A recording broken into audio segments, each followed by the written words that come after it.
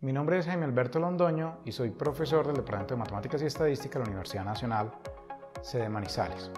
Hoy vamos a ver el método de multiplicadores de Lagrange para encontrar máximos y mínimos y extremos de funciones sobre la frontera de ciertos tipos de conjuntos. Se explicará la motivación del método y se ilustrará el método con algunos ejemplos.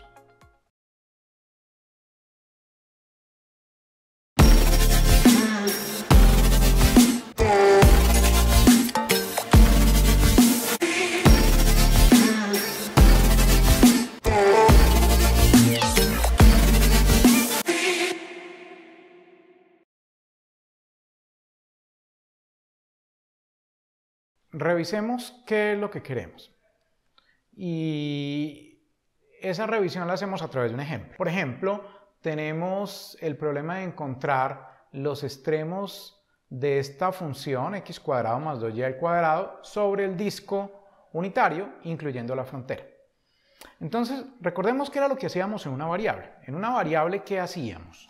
En una variable lo que hacíamos era, primero demostrábamos que una función sobre un dominio apropiado tenía extremos, tenía máximos y mínimos. Listo.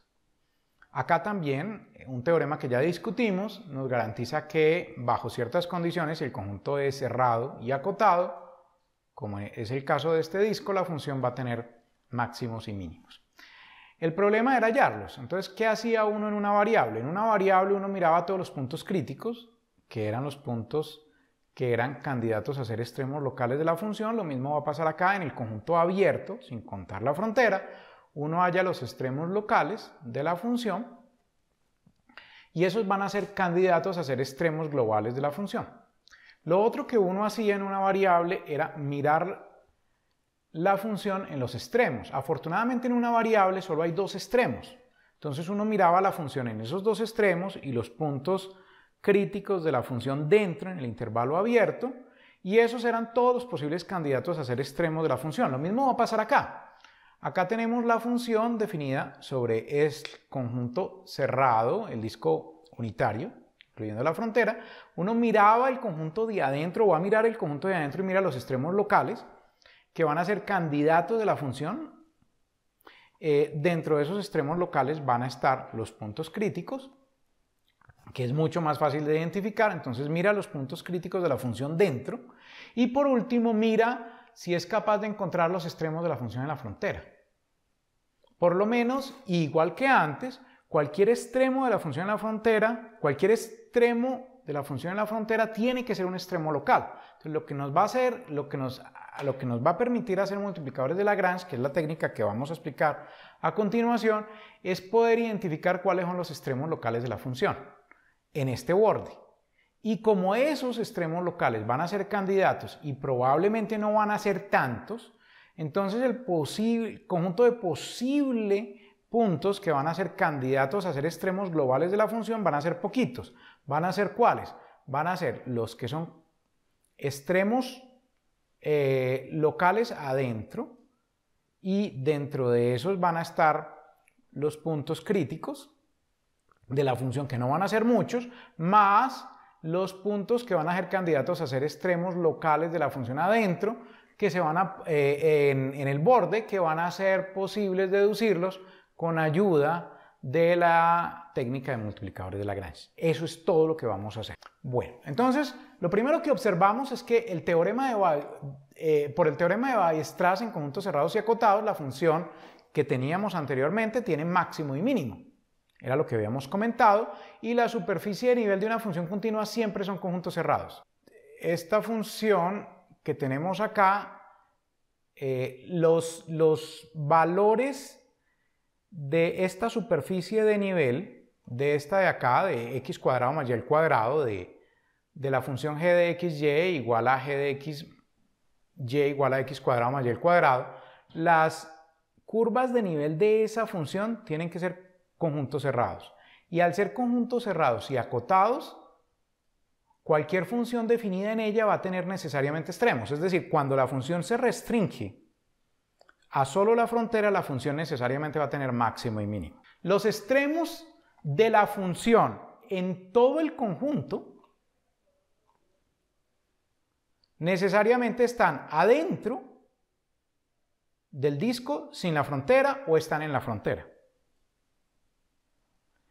En el interior de D, necesariamente los extremos globales son extremos locales y por lo tanto el gradiente de la función en esos puntos tiene que ser igual a 0. Entonces vamos a hallar los puntos críticos de la función dentro.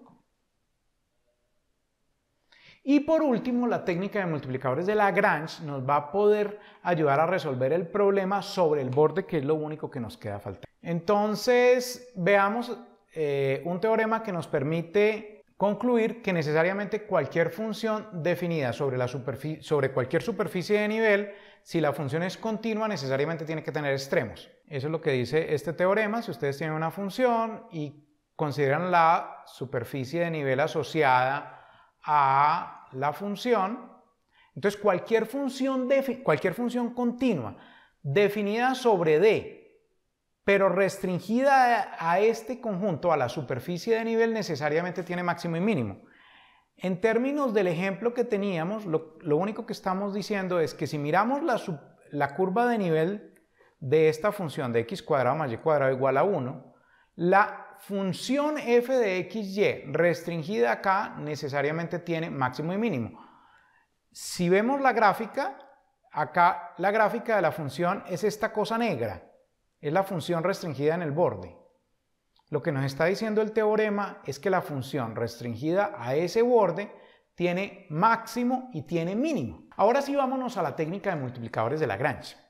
En general, lo que dice la técnica de multiplicadores de Lagrange es que si yo tengo dos funciones diferenciables definidas en un conjunto D, el conjunto D donde están definidas ambas funciones tiene que ser abierto y vamos a mirar un punto C que esté en la superficie de nivel de la función f, acá la teníamos, es la superficie de nivel de la función f, y vamos a suponer que ese punto es un extremo local de la función g.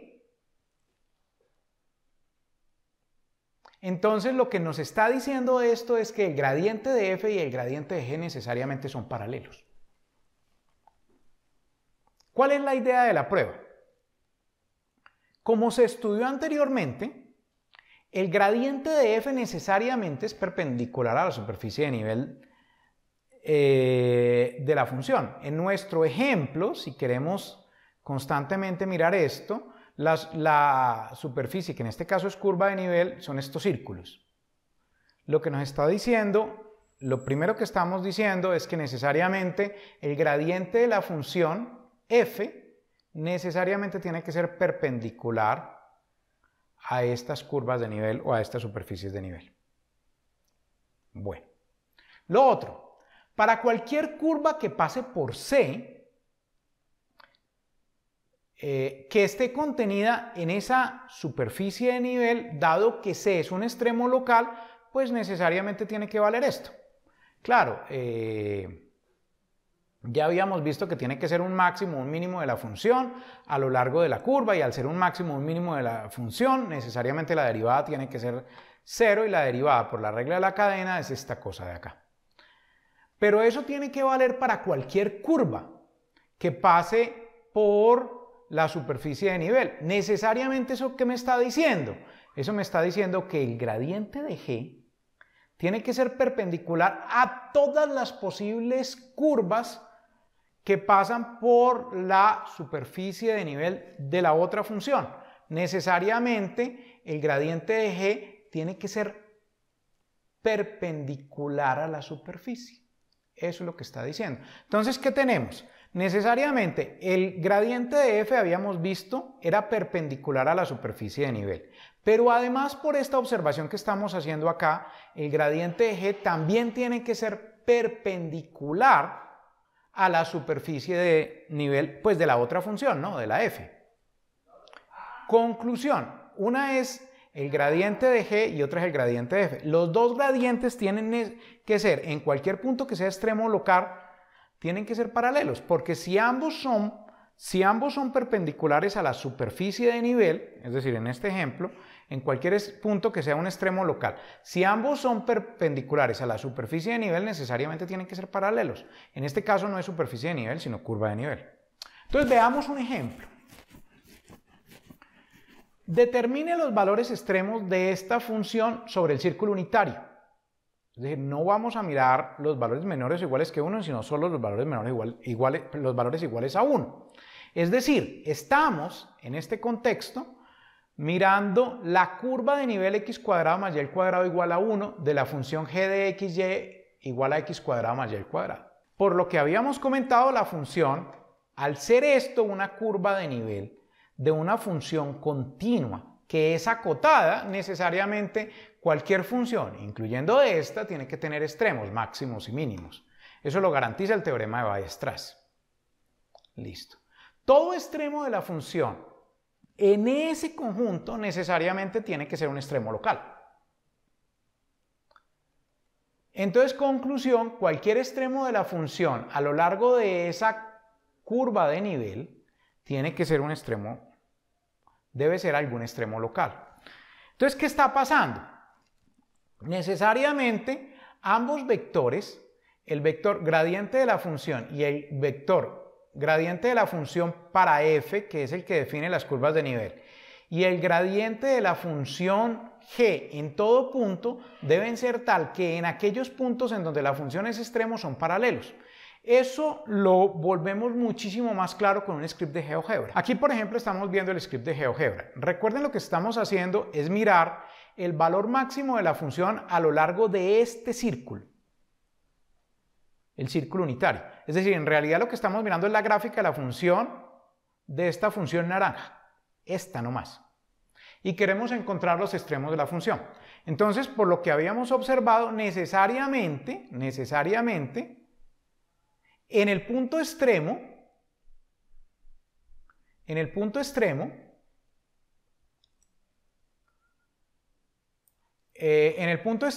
este vector azul es el gradiente de la función que define la condición de la superficie de nivel. Mírenla acá. Este vector necesariamente siempre tiene que ser perpendicular a la superficie de nivel. Ahora, en el punto, este otro vector es el vector asociado al gradiente de la función f que estamos maximizando. Si ustedes miran esto y ustedes miran las curvas de nivel de esa función, que son las proyecciones de los cortes de los planos paralelos a XY con la gráfica de la función, acá lo tienen de verde. Entonces, necesariamente, eso ya lo habíamos visto, el gradiente de esa función tiene que ser perpendicular a esas curvas de nivel. Acá lo estamos viendo. La teoría de multiplicadores de Lagrange nos dice, en los extremos, es decir, en los extremos de esta función que acá la vemos, necesariamente ambos vectores tienen que ser paralelos. Y claro, fíjense y verá que ellos ocurren y son paralelos en este punto de acá, a ver si esto se ve acá, y en este punto de acá y en este punto de acá. Hay 4 puntos en donde los vectores son paralelos, que son estos cuatro puntos que es el corte del círculo con los ejes. Esos son los posibles candidatos a ser extremos locales de la función. Y si ustedes ven, ahí es donde ocurren máximos locales y mínimos locales. Eso es lo que nos está diciendo la teoría de multiplicadores de Lagrange. Entonces, volviendo al ejemplo que teníamos ahora, acá vemos cómo haríamos algebraicamente la solución al problema. Determinamos los extremos locales usando multiplicadores de Lagrange. Entonces, miramos el gradiente de f y miramos el gradiente de g. Al decir que son paralelos, quiere decir que el uno es un múltiplo del otro. El gradiente de f es 2x, 2y, y el gradiente de g es el gradiente de f, la que define las curvas de niveles, 2x, 2y, y el gradiente de g, la que define la función, es 2x, 4y. Entonces, igualamos esto nos da 2x igual a 2x lambda y 2y igual a 4y lambda. Si x llega a ser distinto de 0, como si x llega a ser igual a 0, como x cuadrado más y al cuadrado es igual a 1, entonces eso nos daría que y al cuadrado tiene que ser igual a 1.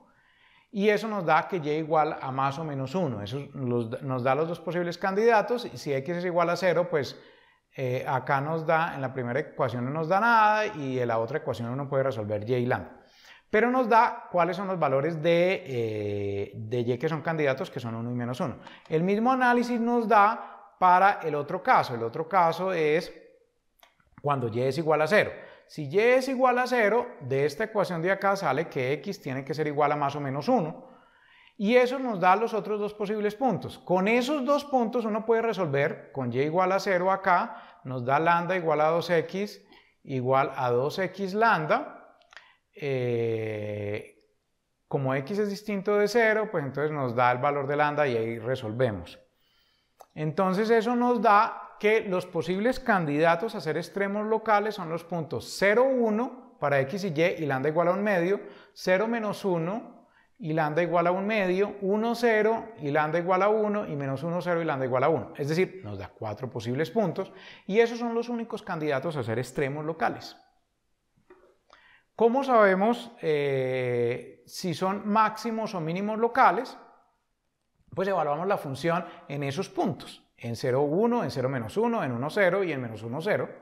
Acá está evaluada en esos valores y por supuesto los valores más grandes ocurren en 0, 1, 0, menos 1 y los valores más pequeños ocurren en 1, 0 y menos 1, 0. Por lo tanto, 0, 1 y 0, menos 1 son máximos locales y 1, 0, menos 1, 0 son mínimos locales y por lo tanto, ya sabiendo cuáles son los valores de la función, eso nos está diciendo que esos son los mínimos y máximos globales de la función. Con ayuda de multiplicadores de Lagrange ahora podemos resolver el problema que teníamos al principio de la clase. ¿Por qué? El problema que teníamos al principio de la clase era determinar los valores extremos de esta función sobre todo el disco unitario, incluyendo la frontera. Entonces, de nuevo, aplicamos todo lo que hemos aprendido. ¿Qué hemos aprendido? Miramos los puntos críticos de la función dentro del disco. Ahí ya lo habíamos visto antes. Y el único extremo local es el único punto crítico es el punto 0, 1. El punto 0, 0, hacemos el gradiente de f igual a 0, 0, eso nos da x igual a 0, y igual a 0. Y ese es, por lo tanto, el único candidato a ser un extremo local. Listo, evaluamos la función allí, nos da 0. Y por último, miramos la función en el borde, utilizando la teoría de multiplicadores de Lagrange que acabamos de utilizar y resolvemos el problema de encontrar el máximo de la función sobre x cuadrado más y al cuadrado igual a 1. Ese problema ya lo resolvimos y los candidatos que teníamos entonces eran 0, 1, 0, menos 1, 1, 0, 1, menos 1 y ya habíamos visto cuáles eran los extremos locales de esa función sobre el borde. Agrupando las dos conclusiones que tenemos, entonces podemos decir que el máximo de la función en el disco es 2, que es exactamente el máximo de la función en el borde, y ocurre en 0, 1 y en 0, menos 1, y el mínimo de la función ocurre en 0 y ocurre exactamente en 0, 0. Con esto hemos terminado este módulo de diferenciabilidad y continuidad de funciones escalares. Hemos visto aplicaciones, hemos visto numerosos ejemplos que nos ayudan a entender los conceptos que hay detrás de estas nociones. Aprendimos que si uno hace las notaciones correctas y las generalizaciones adecuadas, todo lo que se hace en una variable es lo mismo que lo que ocurre en varias variables, solo que pues obviamente hay que hacer los cambios adecuados para tener en cuenta que los problemas son ligeramente distintos. Por último, les recuerdo, estudien el material que está contenido, hagan ejercicios, revisen los videos cada vez que tengan una duda y espero que estos videos les haya ayudado a entender este módulo de continuidad y diferenciabilidad de funciones de varias variables en los reales. Muchas gracias. Eso es todo. Universidad Nacional de Colombia. Proyecto cultural, científico y colectivo de nación.